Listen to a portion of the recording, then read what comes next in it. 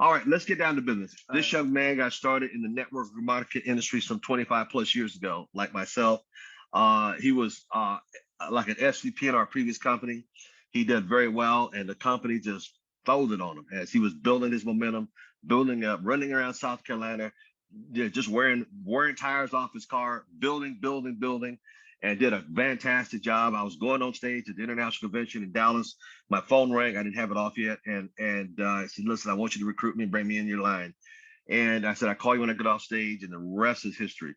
I just got back from South Carolina where I was with him, his beautiful wife, and his organization. And trust me, they are growing very fast. They got a training center they're just getting ready to move into. And I'm excited about coming back there right after the convention to be with them again in the month of March. Can we give a warm welcome to Regional Director, on the way to Regional Vice President, the one and only great Mr. Curtis Evans.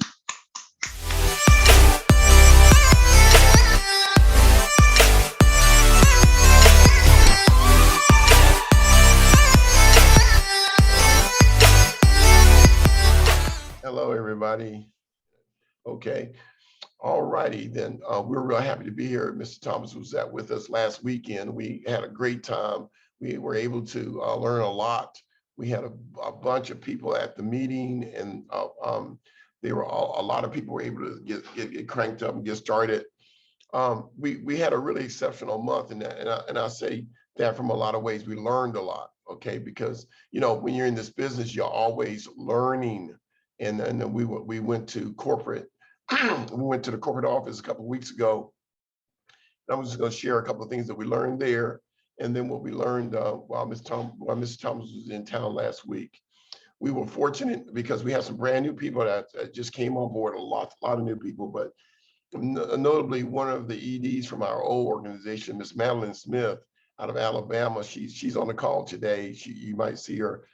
She just signed up maybe a week or so ago, and she's had one PBZ so far, and she has another one scheduled, excuse me, for tonight. And she has some people planning to go to the events up there in Ohio and Cleveland. So we got a lot of activity that's just starting to move, and we're real happy about that. So Madeline's just getting started. And then we had a new IBO that cranked up about a month and a half ago. His name is Eddie Smith. Eddie just came on board, but he came on board hard. He understands network marketing, and he's able to get a lot of things done. He's trained and helped all of us who's been in the business a long time. He's brought some more information for us and some more skill sets, and taught us some things that are really helping us a good bit. So we're real happy to have Eddie on as well, and many of his team members have come on board, and he's just really getting started. So with that said, I'm going to share my screen. So this is a meeting we went to in corporate, and we were there with this is a LCC, which is a leadership certification conference, and it's done by ACN. We had a lot of people there, and we were fortunate enough to be able to get in and spend some time with the co-founders for 2 days, and they explained to us some big things that we thought we understood, but they got into the meat and potatoes and kind of explain why we need to do what we do. So this is Darlene and myself at that meeting. I'm gonna stop share. I got another one I want to show you. And this is and from the right to left, my business partner, Reggie Lawson, and then Darlene. Okay, and then Mr. Provenzano and Tom. We met Tom there, and then Eddie Smith. So and there's a ton of people behind us, but the quality of time that Mr. Provenzano and the Coopers gave us was, outrageous. They actually spent some quality time with our team. And we were really happy to meet Tom and Susan. They were great people. We learned a lot from them, and we've been able that we know them from this call right here. He came up and we knew each other from this call. So this is Tom standing right by Mr. Provenzano. And so that's he and Susan. So we're real happy to have them with us there. And we learned a lot from them. I think he showed us an app that Reggie on his phone that he uses to network, and Reggie showed it to all of us. So it's about learning from people from different viewpoints, and so we're real happy to be there. So so let me see. Now I'm gonna do this. Stop share again, and so that kind of gives you that kind of gives you an idea of the scope. Now, there were lots and lots of people at that meeting, and they're going to have another one in September for another set. Mr. Provenzano promised that we wouldn't be at the second one because the next one is going to be for another set of RDs, okay? But let's get into what he taught us, okay? So I'm going to try to do this again. This is, and I think Darlene sent it to me. We got it from Al just the other night. At the dinner table, I believe it was. And so, Al, you probably remember this one, right? Okay, my camera's acting up, but if you can see the screen there, this is our earned positions. When we first get started in this business, the bulk of your money is going to be coming from these positions. You know, first thing you want to do when you first get started is go to CQ, get CQ'd up, and then you want to become an ETL, RC, and you know the score. As you move further and further to the right, the more money you make. So it's very, very important that you're working on promotions. And when you bring new people in, help them work on the promotions. Now, how do you get promotions? The more customers that you have and the more customers that you and your team have, it moves you to the right-hand side of this. Now, I'm not going to explain all that right now, but the more customers that you have. So right here, we need 3 services with 7 points, okay? Now, we want them to get 5 services naturally so that they can get paid their $200, okay? So now there's money in this business from doing nothing but gathering customers. But as a CQ, if you when everybody comes in, we're an IBO. But as a CQ, customer qualified IBO, now you're able to move to the right. The next position is ETL. Now, they both urged us to get to ETL. They want us to create an ETL factory where we got tons and tons of people coming in and going to ETL. This position needs to be highly exalted because as you grow just ETL, and that's only 30 points with you and your new business partner. So if I came in, and let's say Madeline came in and she got 15 points, right? And I came in with Madeline, I'm one of her IBOs, and I got 15 points, right? That makes her a what? ETL. And also this month creates $500 for her. So any IBO that becomes an ETL by having a CQ under them with 15 points, it'll create $500. That's a lot of money to come in a week or two. Okay, so that's the first promotion. So he said to make this thing a big deal, and they showed us how making ETLs also makes what? Make people turn into what? Regional coordinators. ETLs also help regional makes RDs and RVPs and SVPs and SVP platinums. So it causes a certain sense of momentum that starts to grow through as everybody's looking for 1 or 2 IBOs and their 15 points and going across the screen over to the SVP level. So this is a position here that we all really need to be working hard to get. And now I know everybody on this call has already done that, but that's an environment that you want to create. Now, how do you get people to go to want to be CQ ETL? And Mr. Cooper's made it really clear. He said this. He said, you don't want them to be a CQ and you don't want them to be an ETL. That's not the thing. You want them to want to be a CQ.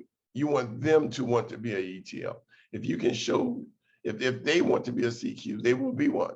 If they want to be ETL, they'll be one. And he said, that's a culture that you want. Not so much you want everybody to do that. You want them to want to do that. And you can't do that in a short 5-minute presentation or a 10-minute presentation or a 15-minute presentation because the presentation has just so much in it. That's all there is to it. It'll get them into business, but you don't get paid until they become a CQ and really paid when they're ETL. So with that said, that is done in training. And so it gives them things to do in training to push these 2 positions right here. Sometimes we talk RD, that's great, RVP, SVP, SVP, but a new person, that's overwhelming them. This does not overwhelm them. CQ and ETL, that will not overwhelm them. And so create a ETL factory is what they asked us to do. And that's what we're working on doing in our training. And the only time you have enough time to talk about that is in training. So it's something that I just wanted to share with everyone. So I hope everybody's able to hear me. My throat's about to go out. But That's the environment in those 2 days that they urged on us. And then to start creating weekly training sessions, weekly meetings and weekly training sessions. So we're back out into the public.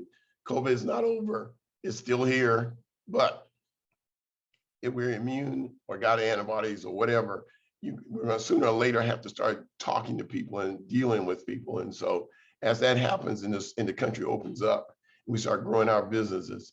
Those are the sort of goals that we want to have for us and ourselves. And he gave us some markers, things to measure and other things like that that they talked about. So I hope that makes some sort of sense for you. But that is your goal, okay? If you're doing that, you're going to be bringing in people, and they're going to be going back to get people. He said the most important thing, they'll come to a training class, they see what needs to be done, and they'll see the ease in making $700, $800, $1,000. They'll see the ease, and they'll bring some people back with them.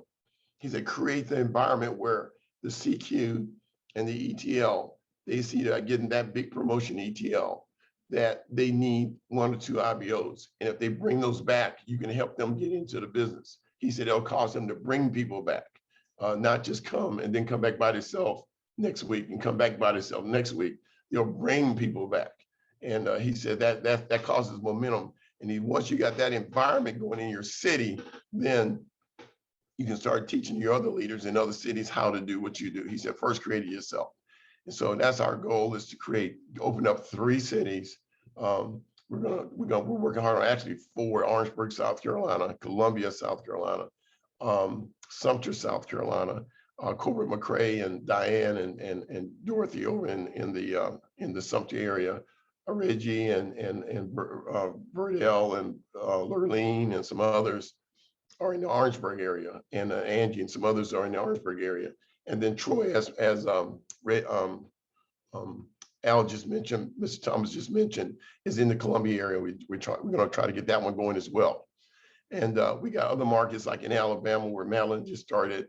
And so we want to do some big things, but we're trying to sell in and get this new office area open. Darlene just left a minute ago to talk to the young lady that's going to be working that office, and Eddie's got some contacts with her. Well, actually, Eddie introduced her to us, so we're really excited about that. So we got a lot of things going on, but I'll tell you, with 0.5% of the market, 0.5% of the market, man, you gotta do well. You gotta do well. I mean, just think about it. When somebody said market's saturated, how can you be saturated after 30 years in the business? 30 years, we got 0.5% of the market. So let's go get 1%, and we're all wealthy, at least doing very well. Some people will get upset when you say wealthy. Just say you can sleep good, okay? Let's say some problems over.